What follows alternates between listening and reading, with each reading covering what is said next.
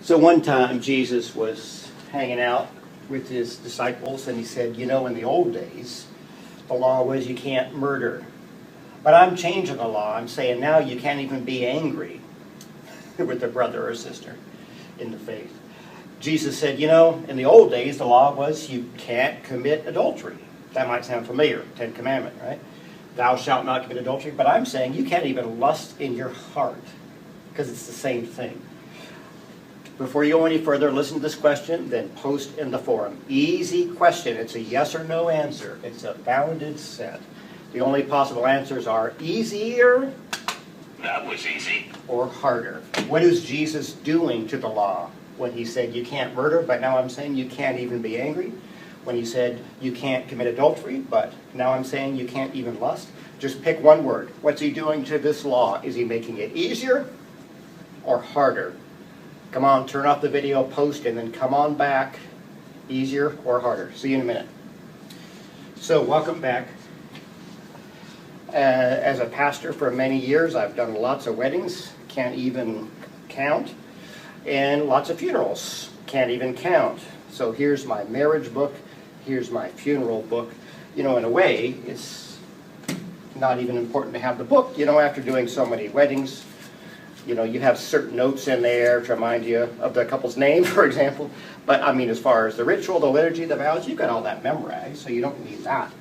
So, for years and years, I used to tease couples when I was doing the rehearsal of premarital counseling. I say, oh, man, I just accidentally brought my funeral book, but I'll just read from this. It's kind of the same thing. Is that okay? And they freak out. But for years and years, I did that, and then one time, I was getting ready for a wedding, and I realized I couldn't find my wedding book in time. And so I said, you know, what the heck, I'm going to be late. So I just grabbed the funeral book and I said, you know, it's just a prop, really. You know, you look like the professional holy man if you have the book up there doing the wedding. So I just took a marker, marked over the word funeral. I should have just left the word fun there. Let's put the fun back in funeral. But I did that, and nobody would know, and I looked appropriate and holy and pastoral reading from the funeral book at a wedding. Oh my goodness, I'll tell you the rest of that story in the forum below. That was easy. As you might guess, I'm kind of an interesting pastor to officiate at a wedding. Don't usually pull too many jokes or pranks at a funeral, but often at weddings I'll pull out the easy button for after the vows. That was easy. All right, welcome to the Sermon on the Mount. You knew that word, all right. Turn to Matthew chapter 5 and read along with me. Hopefully you've already read this. When Jesus saw the crowds, that's an interesting word. That's kind of a buzzword for those outside the set, the outsiders. When he saw the outsiders, he went up to the mountain. Interesting. Where were the Ten Commandments given? On a mountain.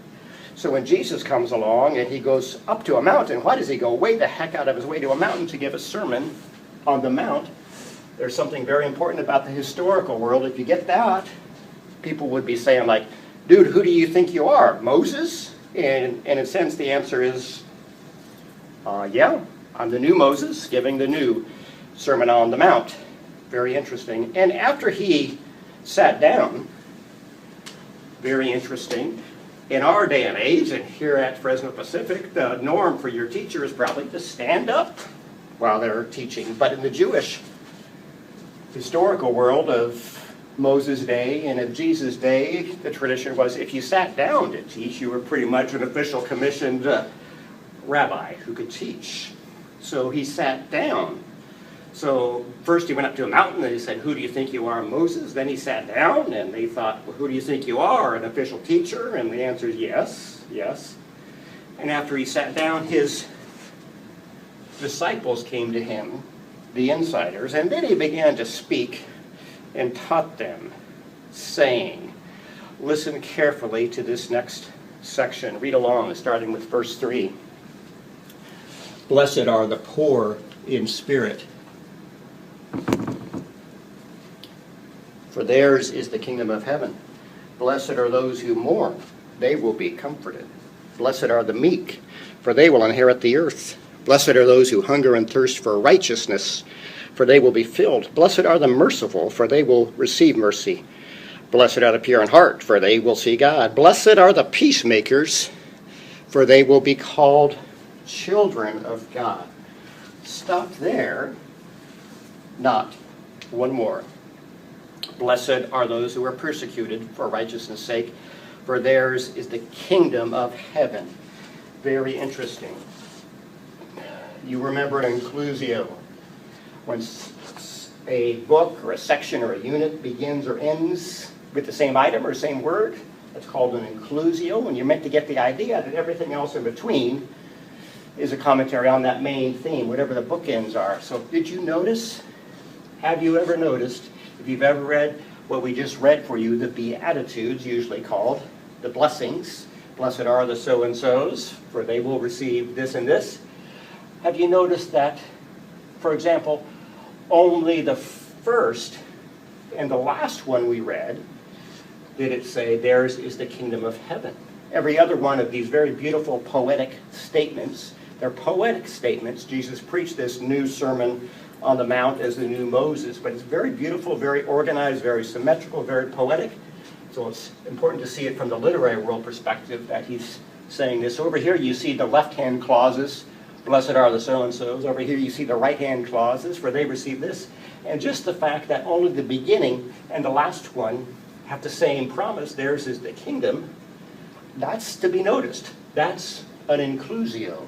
So whatever the heck the kingdom is, we've talked about that a lot, but it's so hard to define. It has something to do with whatever these right-hand clauses are. For example, just pick some random ones. For they shall see God. Oh, interesting. What's the kingdom? I don't know. But whatever it is, it's some kind of realm where they see God. Pick another random one. For they will receive mercy. What or where is the kingdom? I don't know, but it has something to do with mercy. That makes sense? All of these say, blessed are something. The poor in spirit, the first one. The last one, the persecuted. Oh my goodness, who signs up for that? But in a way, you're invited to, in a literary world perspective, kind of mix and match all of these, because in a way, they're interchangeable. So if you really want to define some terms, do that. Lay it out in a literary world kind of way, just like that, and see what happens. I can't wait to get to the next part, because we're going to answer that interesting question about easier or harder. So, in Jesus' historical world, when he said, the old law was you can't murder, the new law is you can't even be angry. When Jesus, in his historical world, said, the old law was you can't commit adultery, now you can't even lust because it's the same thing. What was he doing? Was he making the law That was easy. easier or harder? I know you already posted on that, and I'm guessing that maybe none of you gave the right answer. You could argue with it, and it's kind of a false question, but if a Jewish person had to decide one or the other, I think only one student ever in all my years has ever said the obvious answer for Jesus' historical world, and that is he was trying to make it easier, huh? We'll get to that, but I know you've been wondering about my prayer shawl. Talit, T-A-L-L-I-T in the original language, but to show you were an official, ordained, if you will, appropriate rabbi, Jewish teacher, you would sit down while you're teaching, but in most cases, to this day, they would still be wearing a prayer shawl. Lots is significant about the prayer shawl, very significant, lots of symbolism. But before I go any further, talking about the prayer shawl, let me ask you another quick quiz. It's real easy. It's bounded set, one answer or the other.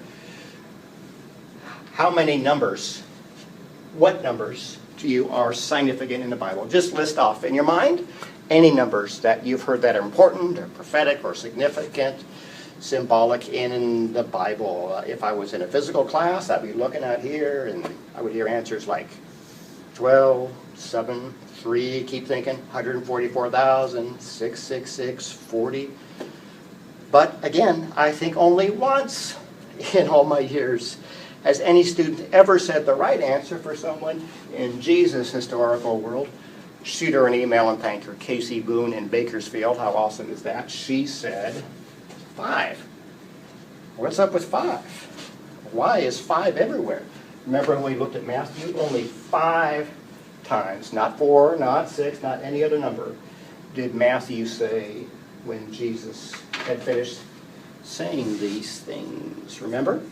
Chapter 7, 28, after the Sermon on the Mount, Matthew said, after Jesus had finished saying these things, and a Jew in Jesus' day would have said, oh, 5, I get it, 5, that's my most important number. Why? Well, you don't need to know all this, but here's the main point. To the Jewish person, to a Hebrew person, there were really, in a sense, only 5 books of the Bible that you needed, and all the rest were commentary. The first 5 books of what we would call the Old Testament, maybe you know, Genesis, Exodus, Leviticus, Numbers, Deuteronomy. Those were the books associated with, traditionally written by Moses, the lawgiver. And so they had just had this sense that because this 5 and this Pentateuch, very interesting. You might see the word 5 in there, pentagram. The 5-in-1 books. The 5-volume book, Genesis, Exodus, Leviticus, Numbers, Deuteronomy, the book of the law, the book of Moses, the commandments were in there and all the law. And so they thought Moses was very, very important, and to some, even almost the Messiah, that elevated. But he was the lawgiver. So Jesus comes along and says, I'm the new lawgiver, I'm the new Moses, but that also explains why there are 5, not 4, not 82, not 619, knots in the Jewish prayer shawl. If you're Catholic, you know the tradition of a rosary bead. It's an interesting tradition, very tactile, kinesthetic involvement with prayer as you feel and pray through. Kind of similar here, when a Jewish person would look at a prayer shawl or feel it or pray with it. 5, oh yes, Moses. Thank you, God, for Moses, the lawgiver. Very significant to know that 5 is the most important number. So remember that as we continue with the Sermon on the Mount, because Jesus is the new Moses, the new lawgiver, and so something very interesting and significant is about to happen. If you read chapter 5, verse 17 to 20, it gets real interesting. He's about to set us up. Do not think that I have come to abolish the law of the prophets. I have come not to abolish, but to fulfill. For truly, I tell you, until heaven and earth pass away, not one letter, not one stroke of a letter will pass away from the law till all is accomplished. Whoever breaks one of the least of these commandments and teaches others to do the same will be called least in the kingdom of heaven. But whoever does them and teaches them will be called great in the kingdom of heaven. For I tell you, unless your righteousness exceeds that of the scribes and Pharisees, you will never enter the kingdom of heaven. And then watch this. Read along. Verses 21 to 48 of Matthew 5. He then gives 6 case studies and how he's shifting the law. We won't take the time to look at them here on the video, but this is where these 2 examples come in. He says, you have heard that it was said, in other words, by the first Moses, the first lawgiver, thou shalt not murder. But I'm the new Moses, so I have authority to shift the law, and I say, now you can't be angry with a brother or sister. Read along, it says, you have heard that it was said in the old days, by the old Moses, the first Moses, you shall not commit adultery. But I am the new Moses, and I'm changing, I'm shifting the law, and now I'm saying you can't lust in your heart, because in a sense it's the same thing. So, you may have seen these fortune cookies in front of me. If you had a self-imposed law, for example, thou shalt not pig out, or thou shalt diet, or let's just say you don't want to eat fortune cookies, what kind of practical things could you do to keep yourself from breaking that law, not eating the fortune cookies? And students often say things like, don't go near them, lock them up, have a friend keep them. But the Jews had this great tradition in Jesus' historical world. It goes back to Moses' historical world. It's called building a fence around the law. So in other words, if there's a law you don't want to break, like don't eat fortune cookies, what could you do to make it easier, more simply, to not break the law? Well, you could build a fence, literally, around whatever you didn't want to break. By the way, here's a fascinating thing.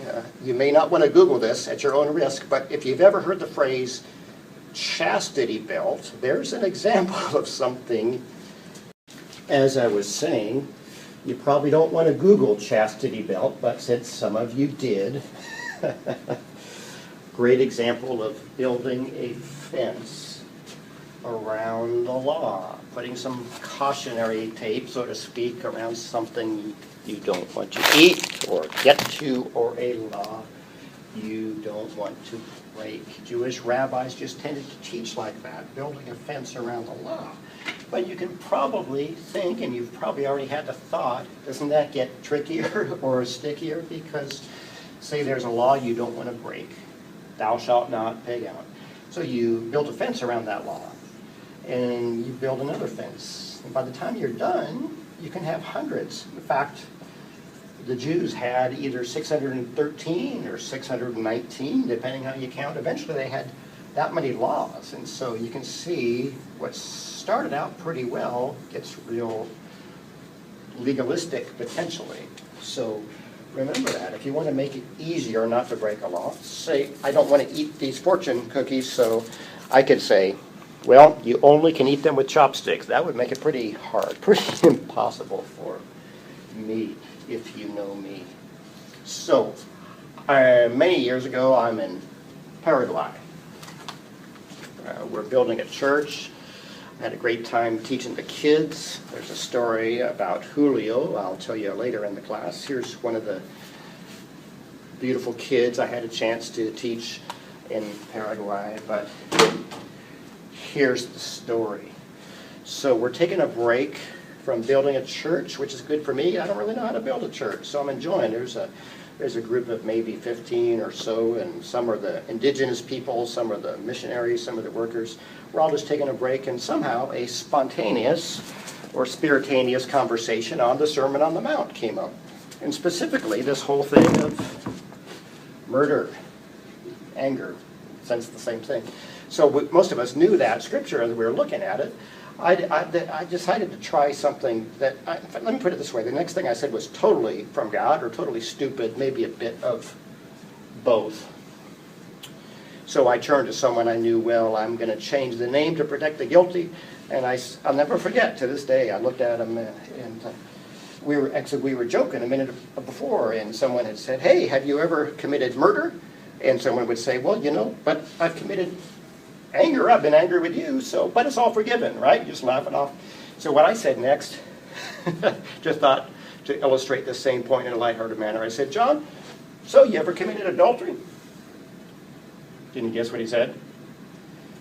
Can you guess what he did? He didn't say anything. He didn't do anything other than turn white, and he'd been outed right there. We all knew immediately that he'd literally committed literal adultery just by his reaction. And so don't worry, it turned out okay. It's all been confessed. It was all forgiven. But this just shows you how practical this whole building a fence around the law kind of thing is.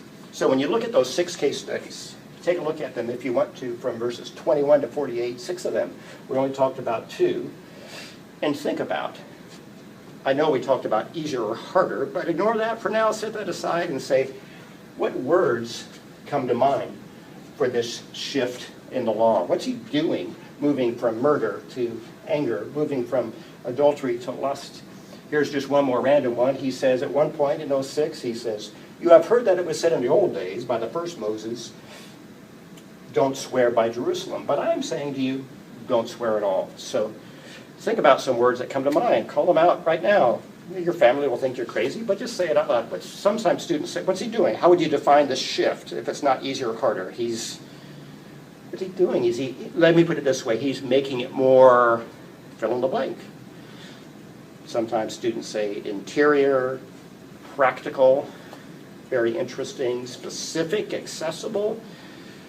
I don't know what you're thinking, but right now, hang on to the word amplify and read about that in the forum below. But I had a special guest today. That was Julio. Glad you got to meet him, even though he's all grown up now. But to take it a little further, this whole discussion on building a fence around the law, I want to introduce you to someone you met last week, the lawfully wedded wife. Watch and listen carefully. So when we were on our honeymoon, the day after the wedding, we came back from the hotel to visit my parents' house because everyone was still there. And so we all got our videographer on speakerphone and, we're like, hey, Larry, can you put That this was so clip funny. online? Put that on YouTube, and you put the other one on because there's a lot of funny parts in the wedding, right? I, Andrew Paul Daniel Ingstrom, I, Andrew Paul Daniel Ingstrom, do take Melissa Renee Warren do take Melissa Renee Warren to be my lawfully wedded wife, to be my lawfully and pancakey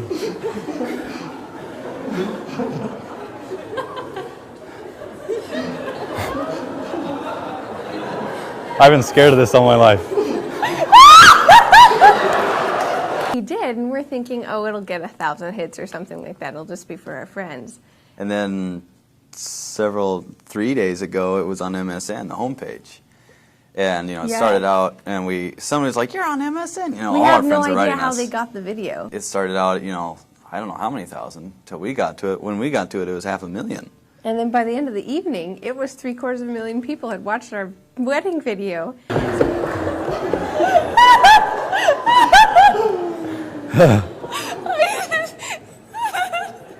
Just give her a second. How we met. We met at SPU. We were both students at Seattle Pacific University. I was really interested in Melissa Warren, but I knew that Melissa Warren didn't want to be pursued. She was guarding her heart really hard, and she was very close to the Lord. And so I wanted to play it right, however I did it. But I wanted to guard my heart. Whoever my wife was very special. We had actually never hung out until the story really started. And Andrew started writing me. At age 8, Andrew started wishing for his wife. Yeah. And so I've never met somebody, especially a young man, who's been so passionate about finding his wife and being ready for it. And he started writing me when he was 16. He gave me a journal last year, and it started actually right after he broke up with his first girlfriend. And it was kind of helping him process through it, but it was also he wanted to start writing to his wife. So I get this letter. When you're young, you have a long time to wait for your partner, and I missed her. And you can fill that in with another girl or something else, or I tried to fill it in with, writing her like she wasn't there for years and years and years. In terms of sexuality, that was part of why I didn't date, was because I knew I'm very sexual, and if I were to get into the wrong relationship, I would get messed up. It's really hard not to. It's so hard, and I knew it. And I know it. And that was a struggle for us at the beginning of a relationship. And so we set really stringent boundaries on ourselves. And it was really hard at I first. thought it was going to be, just Horrific. laborious minutes of the rest of our engagement. It ended up wasn't being hard. such a gift to us. And It was like the farther we stepped back, almost the easier it got, but the more worth it got. the where farther could we look at stepped each back other with sexually from each other. such a confidence that this is right. And we could spend more time with each other, actually talking. And it meant for us that when that gift of sexuality came within the context of our marriage, it was never, and it hasn't been coupled with that feeling of guilt that would have been there had we gone too far. I remember saying that night and then the morning after, it was like, I have never given myself to anyone sexually. And now I've given this to you. And this consummation of two virgins coming together, it was like, oh, okay, now I have this surety that I am yours and you are mine forever. And that consummation of a pure marriage was such a gift. And I had no concept of it before the actual day happened. And I couldn't kind of get it into my soul that I was married now until that night when it was like, okay, this is real and this is you and I. And I wept at the thought of that, myself having given that to somebody else potentially, and not having that surety that came with just being one another.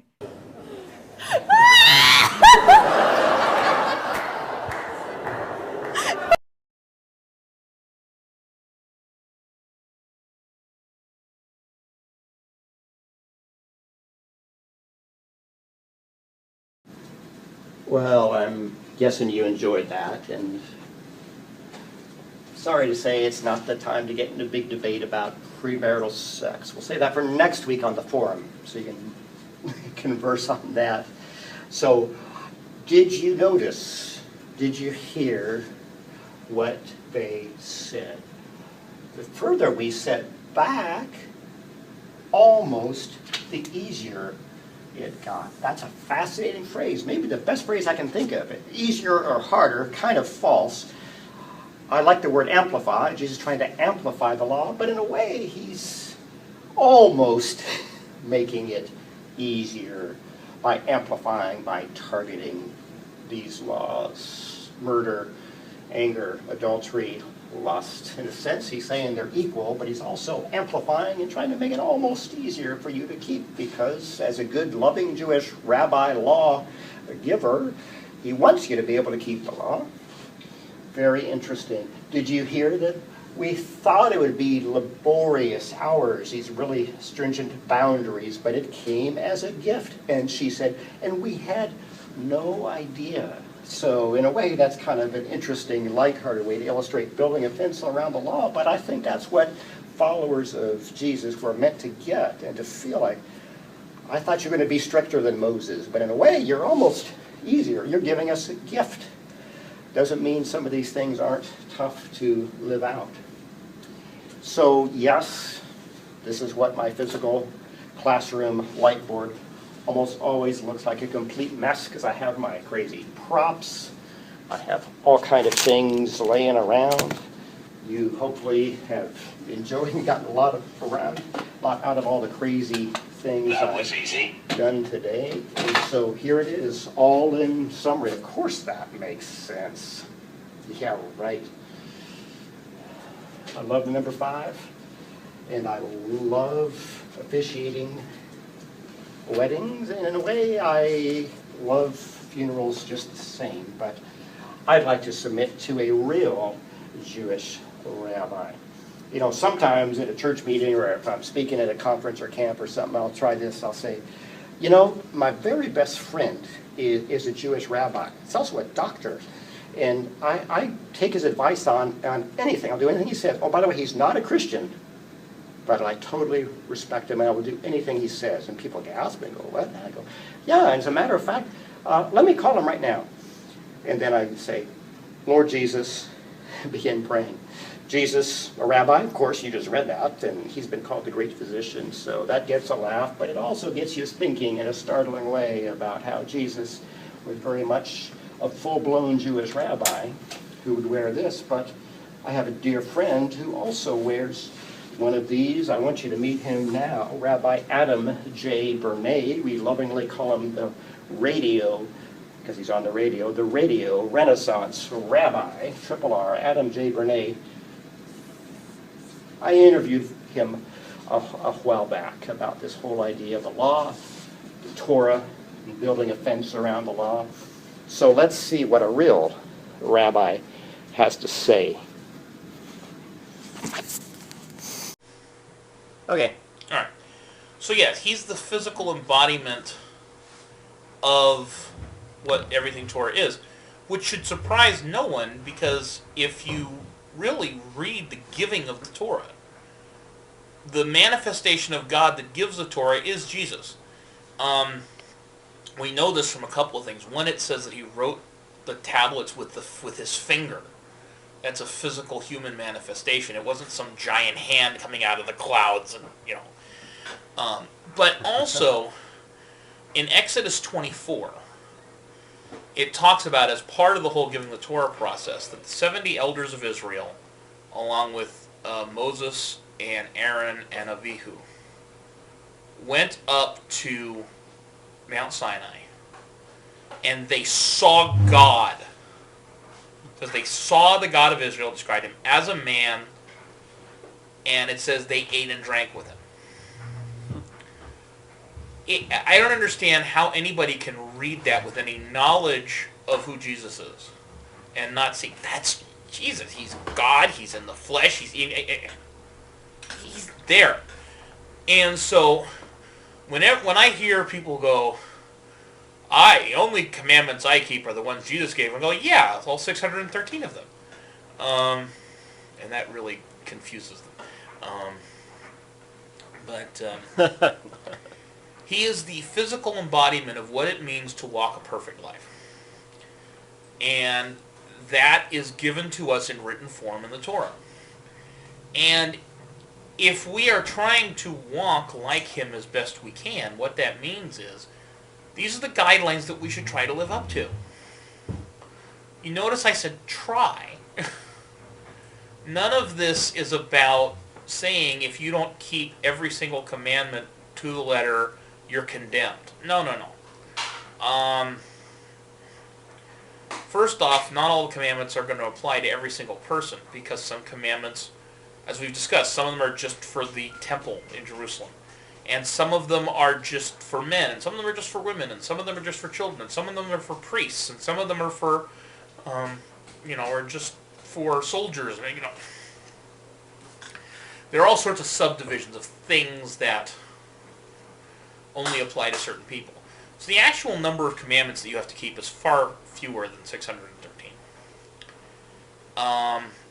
People go, well, it's still a lot. Is it? How many laws do you keep in this country on a daily basis? Without even trying. Without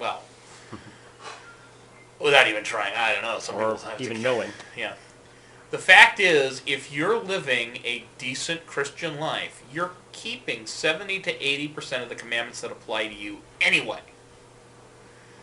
The stuff you're not keeping on a regular basis are, mostly the more ritualistic things. But that doesn't make them bad. It just makes them things you're not doing. And again, it's not a matter of condemnation. You're not going to hell, and I don't use that phrase myself because that's not quite the way I believe in it. But that's a whole other discussion. We'll invite you and Rob Bell back for that one. Oh, that'll be fun.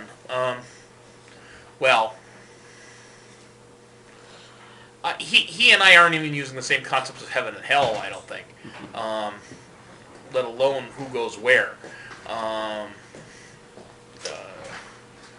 And again, that's one of those questions of, are we talking the same language? Going back to the whole question of temple, and what is meant by the word temple, and what is meant by the word Torah. And when you have two terms, or a term that means multiple things in English, that's translating translating more than one term out of Hebrew, one more concept in Hebrew, is we get into this whole I can't hear you. thing, and then you talk about philosophical differences and Makes you say, I'll be with you Boy. in 2 boy. minutes. things that make you say, "Ay." There's 619 of those.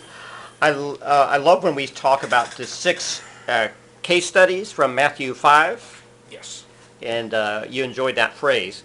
But usually I ask at the end, what is Jesus doing in the transition from you have heard it was said to I say to you, murder and then anger. If you had to choose one word, is he making it easier or harder? That particular- Yes. That's the one word. I love it. I don't think it's a matter of easier or harder. It's. But if you had to choose one, could you? No, because I think in some cases it's probably one, in some cases it's probably the other, and All it'll right. be different for each person also. It's a matter of how do we properly look at this commandment? And what's the standard we're holding ourselves to? And I think in a lot of cases that there is a higher standard being discussed.